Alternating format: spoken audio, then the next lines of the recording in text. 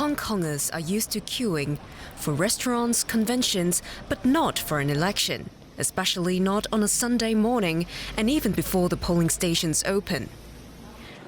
Moments after the queue started to form came a familiar face, pro-democracy leader Joshua Wong. He himself was barred from running. District council election is the election in more community-based, focused on more district or constitution issue instead of overall Hong Kong political system reform. But I still urge people vote in the election to show our discontent to Beijing. Many voters see these local elections as a referendum on whether the public still supports the protests. Hong Kong has been rocked by almost 6 months of unrest, some of it violent, but calm returned in the run-up to the election. Protesters feared the government might call off the vote. We are facing an extremely challenging situation in organizing this year's elections, but I'm pleased to say that with the concerted efforts of all parties, including, of course, over 30,000 civil servants in many departments working today, we should have a relatively peaceful and calm environment to conduct these elections successfully. For now, peace has temporarily returned to the city, but this could change depending on the results. And for more, I'm joined now by our correspondent on the ground, Charlotte Chelsom-Pill. Charlotte, tell us what's happening where you are.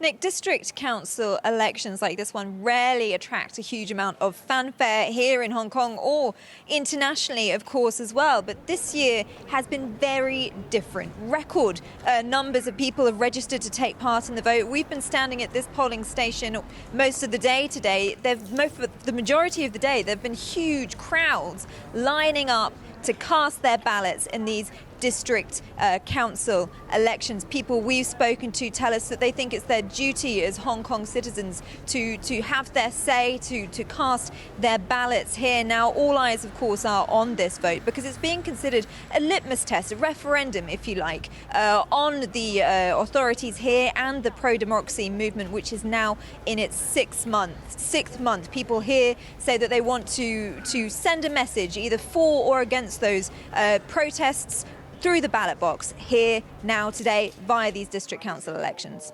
So tell us a little bit more what's at stake here, if you would, at once symbolically and in strict political, institutional terms.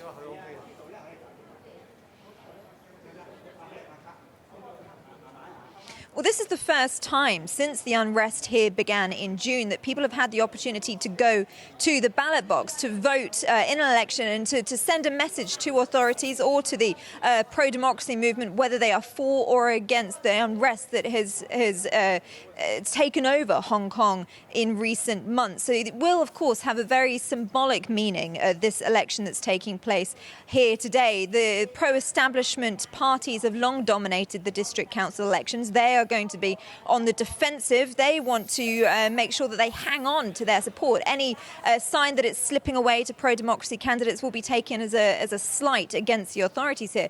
Pro-democracy candidates, meanwhile, are really battling to take their fight to the ballot box to prove, to legitimise what they've been taking to the streets for so many months now. Now, on a more practical level, this will also impact Hong Kong's future going forward in the way that it's governed. So 6 district councillors will be able to join the Legislative Council, Hong Kong's parliament, if you like, going forward. As well, dozens of these district councillors will then join the committee, which will appoint the chief executive next time around. So pro-democracy candidates really see this as, while the district councillors don't have a huge amount of power, it is a step for them if they do make gains in the right direction. You've been there for weeks and months now, covering the weekend demonstrations, occasionally marred by violence. Is there any fear of that reoccurring today?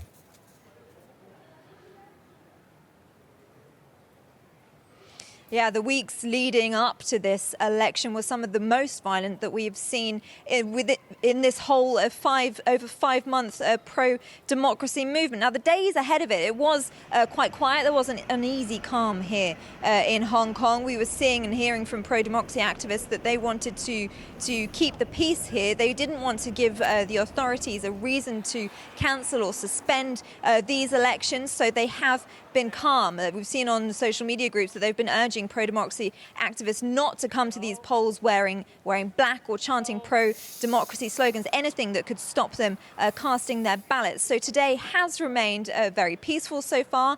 There are riot police who are patrolling all the polling stations to ensure that stays the case throughout the evening. Just though it's a testament to the violence that has gripped Hong Kong for so many months now. This is in fact the constituency of a local candidate, a local politician whose ear was bitten off during an attack by an assailant not so long ago. So this vote has been gripped by violence in the lead up to it. A number of district councillors have faced similar attacks. Today, though, still peaceful.